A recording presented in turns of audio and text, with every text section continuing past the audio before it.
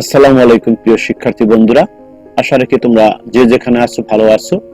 তোমাদের সুস্থতা কামনা করছি, সেই সাথে সাথে তোমাদেরকে স্বাগত জানাচ্ছি আমার চ্যানেল, তোমাদের চ্যানেল সোহেল ইংলিশ হরাইজন। প্রিয় শিক্ষার্থী বন্ধুরা, এখন আমি অত্যন্ত গুরুত্বপূর্ণ একটি টপিক নিয়ে আলোচনা করব এবং সেই টপিকটি হলো different types of usages of the base form of verb. প্রিয় শিক্ষার্থী বন্ধুরা, তোমরা জানো যে ভার্বের 6টি ফর্ম আছে এবং সেই 6টি ফর্ম হলো বেস ফর্ম, এস, ইএস এবং IES form, past form, past participle form, ING form এবং লাস্ট ওয়ান হলো 2+ ভার্বের বেস ফর্ম বা আমরা বলতে পারি ইনফিনিটিভ ফর্ম। এই প্রত্যেকটি ফর্মেরই কিন্তু আলাদা আলাদা ব্যবহার আছে। আমি প্রত্যেকটি ব্যবহার নিয়েই বিস্তারিতভাবে আলোচনা করব। তবে আজকে আমার আলোচনার বিষয় হলো এই বেস ফর্মের যে বিভিন্ন ধরনের ব্যবহার আছে সেই ব্যবহারগুলো নিয়ে। তো প্রিয় শিক্ষার্থী বন্ধুরা, চলো আমরা কথা না বাড়িয়ে এখনই আমরা মূল আলোচনায় চলে যাই। বেস ফর্ম এর যে প্রথম ব্যবহারটি তা হলো after any model auxiliary verb we can use the base form of verb. That is, যে কোনো মডেল অক্সিলারি ভার্বের পরে আমরা ভার্বের বেস ফর্মকে ব্যবহার করতে পারি, বা এভাবে বলতে পারি আমরা যে কোনো মডেল অক্সিলারি ভার্বের পরে অবশ্যই ভার্বের বেস ফর্মকে ব্যবহার করতে হবে। আর এই মডেল অক্সিলারি ভার্বগুলোর পরে যদি আমরা ভার্বের বেস ফর্ম ব্যবহার না করি তাহলে তা ভুল হবে। প্রিয় শিক্ষার্থী বন্ধুরা, তোমরা জানো তোমাদের রাইট ফর্ম অফ ভার্বের যে ব্যবহার আছে সেই ব্যবহারের ক্ষেত্রে অবশ্যই এই নিয়মটি থাকবে এবং আমরা অতীতেও দেখেছি, আজ ছিল এবং ভবিষ্যতেও থাকবে এবং সবসময় থাকবে মূলত এই মডেল অক্সিলারি ভার্বের একটি ব্যবহার। তো অবশ্যই তোমরা এই মডেল অক্সিলারি ভার্বের পরে যে ভার্বের বেস ফর্ম হয় সেই ব্যবহারটি তোমরা জেনে নেবে। আমি আবারও বলছি যে মডেল অক্সিলারি ভার্বের পরে ভার্বের বেস ফর্ম বসে। তাহলে মডেল অক্সিলারি ভার্বগুলো কি? সাধারণত মডেল অক্সিলারি ভার্বগুলো হলো shall, should, will, would, can, could, may, must, might, need, dare. প্রিয় শিক্ষার্থী বন্ধুরা, এছাড়া আরো কতগুলো মডেল অক্সিলারি ভার্ব আছে, সেইগুলো হলো am to, is to, are to, was to, were to, have to, has to, had to, be going to, এরকম আরো অনেকগুলো মডেল অক্সিলারি ভার্ব আছে। তো সকল মডেল অক্সিলারি ভার্বের পরে মূলত ভার্বের বেস ফর্ম বসে।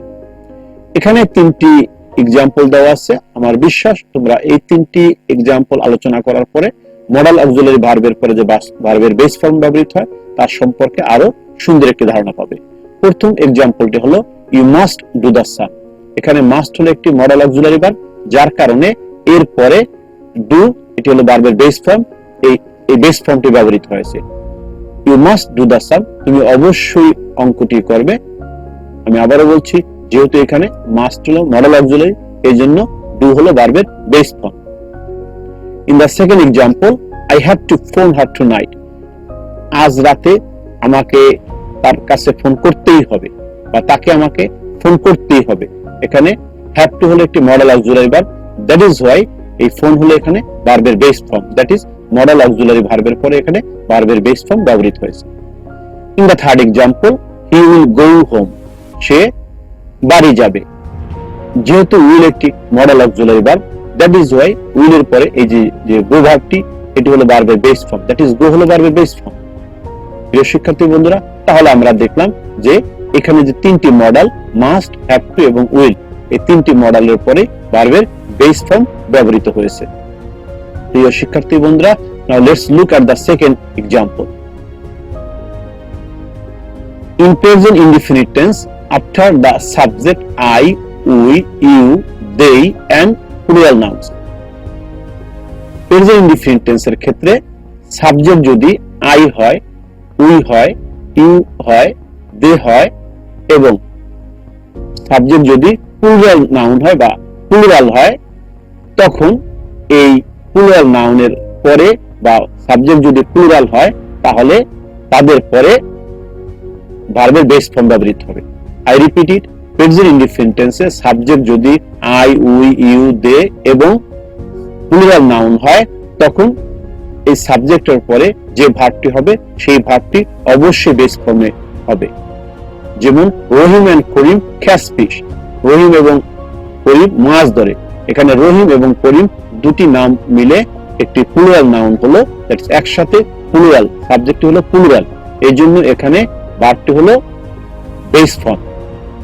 In the second example, we go to college on foot, আমরা পায়ে হেঁটে কলেজে যাই। এখানে উই অর্থ হলো আমরা, আমরা যেহেতু প্লুরাল এই জন্য প্রেজেন্ট ইনডিফিনিট টেন্সে সাবজেক্টের পরে ভার্বের বেস ফর্ম বা প্রেজেন্ট ফর্ম বা ভার্বের এক নাম্বার ফর্ম যে নামে বলি না কেন এই ফর্মটি ব্যবহৃত হয়েছে। তাহলে আমরা দেখলাম যে প্রেজেন্ট ইনডিফিনিট টেন্সে সাবজেক্ট যদি আই, উই, ইউ, দে এবং প্লুরাল হয়, সাবজেক্ট যদি প্লুরাল হয় তাহলে তাদের পরে ভার্বের বেস ফর্ম ব্যবহৃত হবে। প্রিয় শিক্ষার্থী বন্ধুরা, now let's look at the third example. After do not, does not and did not, we can use the base form of verb. প্রিয় শিক্ষার্থী বন্ধুরা, অত্যন্ত কমন একটি নিয়ম। আমরা জানি যে প্রেজেন্ট ইনডিফিনিট টেন্সকে যদি নেগেটিভ করতে হয় সেক্ষেত্রে ডু নট এবং ডাজ নট লাগবে। অর্থাৎ এই ডু নট এবং ডাজ নট এর পরে আমাদেরকে অবশ্যই ভার্বের বেস ফর্ম ব্যবহার করতে হবে। এছাড়াও পাস্ট ইনডিফিনিট টেন্সকে আমরা যদি নেগেটিভ করতে চাই তাহলে আমাদের লাগবে ডিড নট। এই ডিড নট এর পরেও আমাদেরকে ভার্বের বেস ফর্ম ব্যবহার করতে হবে। অর্থাৎ ডু নট, ডাজ নট এবং ডিড নট এর পরে অবশ্যই ভার্বের বেস ফর্ম ব্যবহার করতে হবে। যেমন I do not go out during rain, বৃষ্টির সময়ে আমি বাহিরে যাই না। এখানে এই ডু নট ব্যবহার করা হয়েছে, এই জন্য এই ডু নট এর পরে আমরা ভার্বের বেস ফর্ম ব্যবহার করেছি। আই রিপিট, যেহেতু এই সেন্টেন্সটি একটি প্রেজেন্ট ইনডিফিনিট টেন্স আর এই প্রেজেন্ট ইনডিফিনিট টেন্স এর পরে যেহেতু ডু নট আসছে নেগেটিভ করার জন্য, আর এই ডু নট এর পরে আমরা ব্যবহার করেছি গো, দ্যাট ইজ ভার্বের বেস ফর্ম।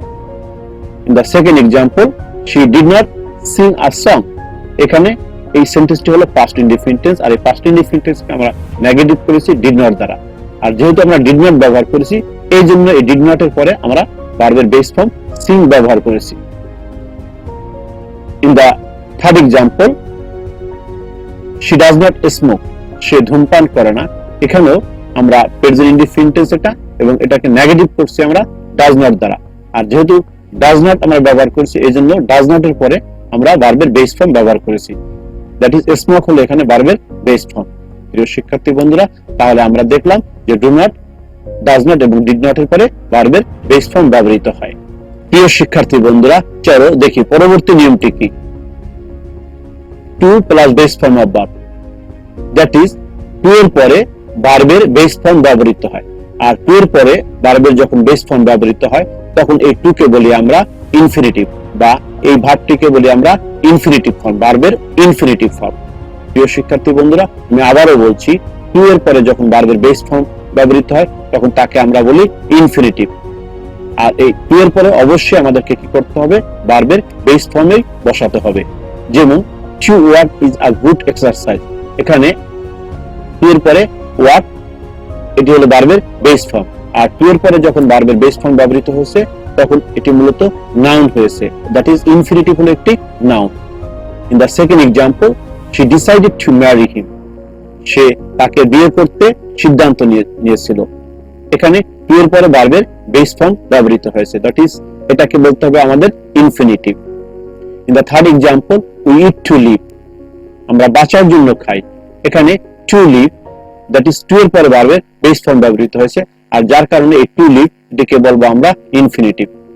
প্রিয় শিক্ষার্থী বন্ধুরা, তাহলে আমরা বলতে পারি টু এর পরে যখন ভার্বের বেস ফর্ম বসে সেই ফর্মটিকে বলতে হবে আমাদের ইনফিনিটিভ এবং অবশ্যই টু এর পরে ভার্বের বেস ফর্মটি বসাতে হবে।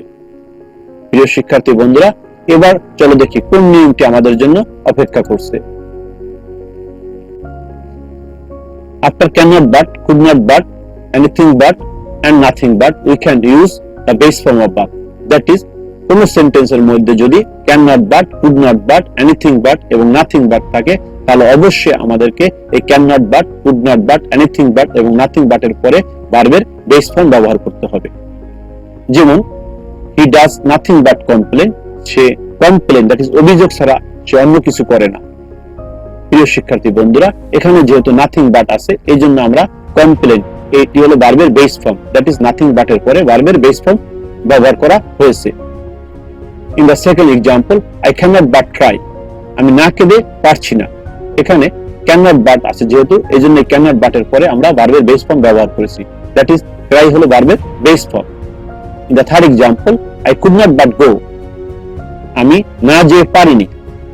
যেহেতু কুড নট বাট আছে এই জন্য এরপর আমরা ভার্বের বেস ফর্ম ব্যবহার করেছি, গো হলো ভার্বের base form. After emphatic do, does and did we can use the base form of verb. অর্থাৎ কোন ভার্বের উপরে যদি জোর দেওয়া হয় তখন আমরা ওই ভার্বের পূর্বে আমরা ডু, ডাজ এবং ডিড ব্যবহার করি, আর এই ডু, ডাজ এবং ডিড কে বলা হয় মূলত এমফ্যাটিক ডু। প্রিয় শিক্ষার্থী বন্ধুরা, আবারও বলছি, কোন ভার্বের উপরে যদি জোর দিতে হয় তখন সেই ভার্বের পূর্বে আমরা অতিরিক্ত ডু, ডাজ এবং ডিড ব্যবহার করি, আর এই ডু, ডাজ এবং ডিড কে মূলত বলা হয় এমফ্যাটিক ডু। যেমন আই ডু হেট ইউ, এখানে হেট এই ভার্বটির উপরে বেশি জোর দেওয়া হয়েছে, অর্থাৎ তোমাকে আমি ঘৃণা করি। জোর দেওয়ার জন্য এখানে এই হেটের পূর্বে আমরা ডু ব্যবহার করছি, আর যেহেতু ডু ব্যবহার করছি এই জন্য এই ডু এর পরে হেট হলো ভার্বের base form. In the second example, she does love me, এখানে সে খুব জোর দিয়ে বলছে সে আমাকে খুব ভালোবাসে, এই জন্য এই লাভ এটি হলো ভার্বের বেস ফর্ম এবং এর পূর্বে আমরা ডাজ ব্যবহার করেছি। আমরা এভাবে বলতে পারি যে যেহেতু আমরা ডাজকে এমফ্যাটিক হিসেবে ব্যবহার করেছি এই জন্য আমরা এখানে ডাজের পরে লাভ ভার্বের বেস ফর্ম ব্যবহার করেছি। In the third example, he did go, that is এখানে এই গো এই ভার্বটির পূর্বে উপরে বেশি জোর দেওয়া হয়েছে, এই জন্য এর পূর্বে আমরা একটি ডিড ব্যবহার করেছি, দ্যাট ইজ এমফ্যাটিক ডিড ব্যবহার করেছি। আর যেহেতু ডিড ব্যবহার করেছি এর জন্য এর পরে যে ভার্বটি এটি হলো ভার্বের base form, that is go হলো ভার্বের বেস ফর্ম। প্রিয় শিক্ষার্থী বন্ধুরা, তাহলে আমরা বুঝতে পেলাম যে ডু, ডাজ, ডিড যখন এমপ্যাথিক হিসেবে ব্যবহৃত হয় অর্থাৎ জোর দেওয়ার জন্য ব্যবহৃত হয় তখন এদের পরে যে ভার্বটি হবে সেই ভার্বটি অবশ্যই বেস ফর্ম হবে। প্রিয় শিক্ষার্থী বন্ধুরা, now let's talk about the next rule. Imperative sentence begins with the base form of verb. তো প্রিয় শিক্ষার্থী বন্ধুরা, imperative sentence base form of verb দ্বারা শুরু হয়, দ্যাট ইজ ভার্বের বেস ফর্ম ইম্পারেটিভ সেন্টেন্সের শুরুতে বসে। তাহলে আমাদেরকে কিন্তু একটু জানা উচিত যে ইম্পারেটিভ সেন্টেন্স কি বা কাকে বলে। যে সেন্টেন্স দ্বারা আদেশ, নিষেধ, অনুরোধ, উপদেশ ইত্যাদি বোঝায় সেই সেন্টেন্সকে মূলত বলা হয় ইম্পারেটিভ সেন্টেন্স। আর এই ইম্পারেটিভ সেন্টেন্স সাধারণত শুরু হয় ভার্বের বেস ফর্ম দ্বারা। যেমন ওপেন দ্য ডোর, এটি একটি ইম্পারেটিভ সেন্টেন্স, কারণ দরজাটি খোলো। এখানে এই দরজাটি খোলো এ দ্বারা আদেশ করা বোঝাচ্ছে, এই জন্য এই সেন্টেন্সটি শুরু হয়েছে ভার্বের বেস ফর্ম দ্বারা। ওপেন হলো এখানে ভার্বের base form. In the second example, do the sum, এখানে ঠিক আগের মতোই যেহেতু এখানে আদেশ করা হয়েছে এই জন্য এই সেন্টেন্সটি শুরু হয়েছে ভার্বের বেস ফর্ম দ্বারা, দ্যাট ইজ ইম্পারেটিভ সেন্টেন্স, আর এই জন্য এই সেন্টেন্সটি শুরু হয়েছে ভার্বের বেস ফর্ম দ্বারা। ডু হলো এখানে ভার্বের base form. In the third example, try to catch the ball, এখানেও ঠিক তাই, যেহেতু এটি একটি ইম্পারেটিভ সেন্টেন্স এখানে এই সেন্টেন্সটি শুরু হয়েছে ভার্বের বেস ফর্ম দ্বারা। ট্রাই হলো এখানে ভার্বের বেস ফর্ম। তো প্রিয় শিক্ষার্থী বন্ধুরা, আমরা জানলাম যে ইম্পারেটিভ সেন্টেন্স সাধারণত শুরু হয় ভার্বের বেস ফর্ম দ্বারা। নাও let's look at the next example. After always, please, kindly, never in imperative sentence, অর্থাৎ ইম্পারেটিভ সেন্টেন্সের শুরুতে যদি অলওয়েজ, প্লিজ, কাইন্ডলি, নেভার থাকে তাহলে এই কাইন্ডলি, নেভার, অলওয়েজ এবং প্লিজ এরপরে যে ভার্বটি হবে সেই ভার্বটি হবে ভার্বের বেস ফর্ম। এখানেও ঠিক তাই, kindly give me a glass of water, এখানে শুরুতেই কাইন্ডলি বসেছে এবং এরপরেই গিভটি হলো ভার্বের base form. In the second example, never tell lie, কখনো মিথ্যা কথা বলো না, এখানে যেহেতু ইম্পারেটিভ সেন্টেন্স এবং শুরু হয়েছে নেভার দ্বারা এই জন্য এর পরে যে ভার্বটি সেই ভার্বটি base form. In the third example, always speak the truth, সদা সত্য কথা বলিও, এখানেও যেহেতু শুরুতে অলওয়েজ আছে এই জন্য পরবর্তী যে ভার্বটি ইম্পারেটিভ সেন্টেন্সের যে ভার্বটি সেই ভার্বটি বেস ফর্ম। স্পিক হলো ভার্বের base form. The last example, please help me, এখানে যেহেতু ইম্পারেটিভ সেন্টেন্স এবং ইম্পারেটিভ সেন্টেন্সের শুরুতে প্লিজ আছে এই জন্য এর পরবর্তী যে ভার্বটি সেই ভার্বটি বেস ফর্ম হয়েছে। প্রিয় শিক্ষার্থী বন্ধুরা, দেখি আরো কোনো নিয়ম আমাদের জন্য আছে কিনা।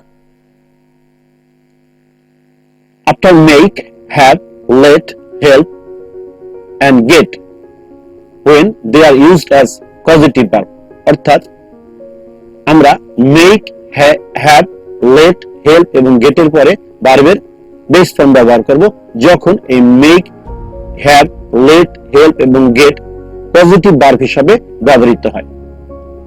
প্রিয় শিক্ষার্থী বন্ধুরা, আমি আবারও বলছি, এই মেক, হ্যাভ, লেট, হেল্প এবং গেট যখন পজিটিভ ভার্ব হিসাবে ব্যবহৃত হবে তখন এদের পরে ভার্বের বেস ফর্ম ব্যবহার করতে হবে। তাহলে আমাদের জানা দরকার যে পজিটিভ ভার্বটা মূলত কি। যে ভার্বের সাবজেক্ট নিজে সক্রিয় না হয়ে অন্যকে দ্বারা কাজটি সম্পূর্ণ করে নেয় সে ভার্বটিকে বলা হয় positive verb. I repeat it, যে ভার্বের সাবজেক্ট নিজে সক্রিয় না হয়ে অন্যকে দ্বারা কাজটি সম্পূর্ণ করিয়ে নেয় সেই ভার্বটিকে বলা হয় পজিটিভ ভার্ব।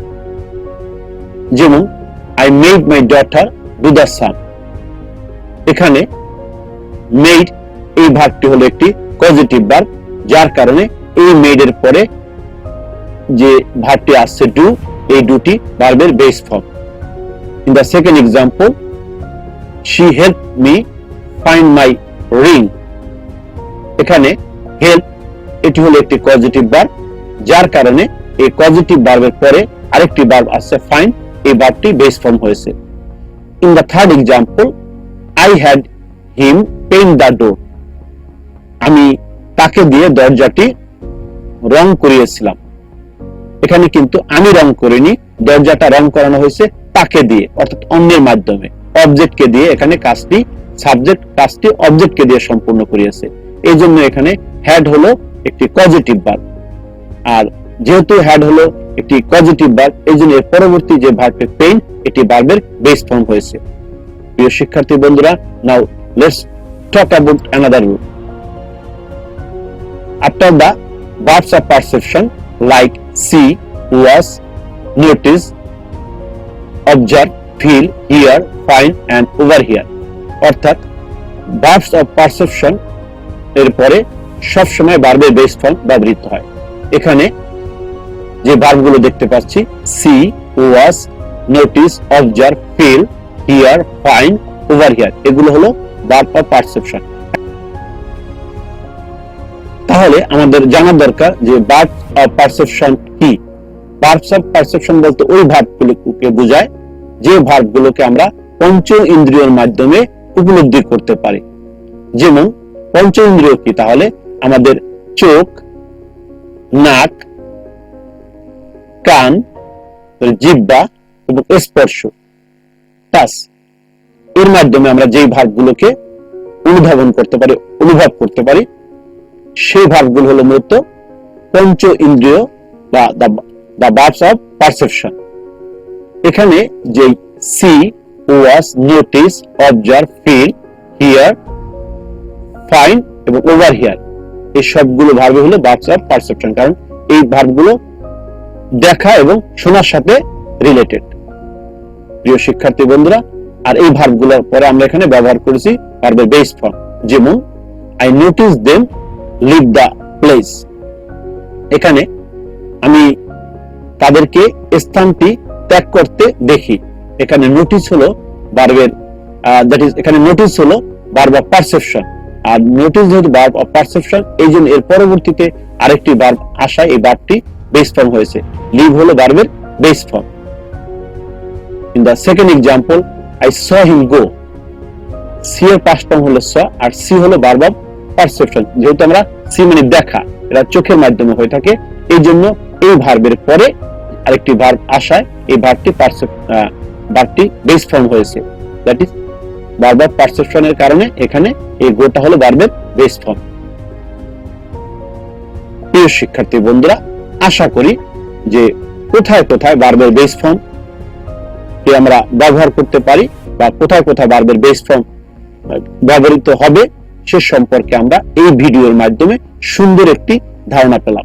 আশা করি এই ক্লাসটি তোমাদের উপকারে আসবে। আর যদি তোমাদের এই ক্লাসটি উপকারে আসে তাহলে অবশ্যই নিচের যে লাইক এবং শেয়ার বাটন আছে সেখানে তোমরা ক্লিক করে দাও। বিশেষ করে আমি তোমাদের অনুরোধ করব এই ক্লাসটি তোমরা বেশি বেশি করে শেয়ার করো। এবং আমার এই চ্যানেলটি যদি তোমরা সাবস্ক্রাইব করে না থাকো তাহলে এখনই সাবস্ক্রাইব করো এবং সাথে সাথে উপরের যে বেল আইকনটি আছে সেখানে একটু ক্লিক করে দাও, যাতে করে যখনই আমি নতুন কোনো ভিডিও আপলোড করি সাথে সাথে তোমরা পেতে পারো। Thank you very much for being with me. Thank you again. আল্লাহ হাফেজ।